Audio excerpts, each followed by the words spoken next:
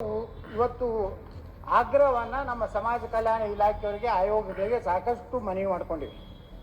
ಇವತ್ತು ಕಲಾಲ ಸಮಾಜ ಅಂತ ಹೇಳಿದೆ ರಾಜ್ಯದಲ್ಲಿ ಇವರ ಕಸುಬು ಇವತ್ತು ಮಾಂಸವನ್ನು ಮಾರಾಟ ಮಾಡುವಂಥ ಕಸುಬು.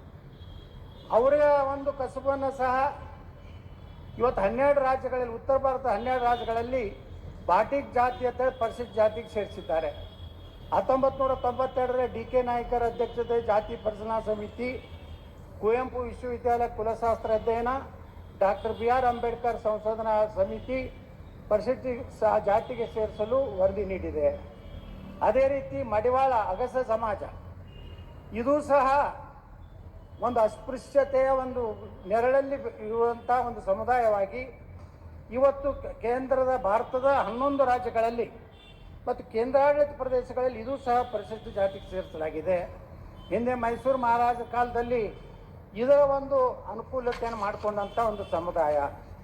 ಅದೇ ರೀತಿ ಸನ್ಮಾನ್ಯ ಅಧ್ಯಕ್ಷ ನಮ್ಮ ಭಾಗದಲ್ಲಿ ಉತ್ತರ ಕರ್ನಾಟಕದಲ್ಲಿ ಈ ಹಂದಿಗೊಲ್ಲ, ಹಂದಿ ಜೋಗಿ ಸಮಾಜ ಪರಿಶಿಷ್ಟ ಜಾತಿಗೆ ಸೇರಿಸುವ ಕುರಿತು ಇದು ಒಂದು ದೊಡ್ಡ ಹೋರಾಟ.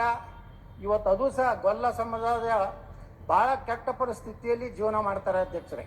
ಇವತ್ತು ಹಂದಿಗಳನ್ನು ಸಾಕಾಣಿಕೆ ಮಾಡಿ ಹಂದಿಗಳನ್ನು ಇವತ್ತು ಅದರ ಮೇಲೆ ಜೀವನ ಮಾಡುವಂಥ ಅತ್ಯಂತ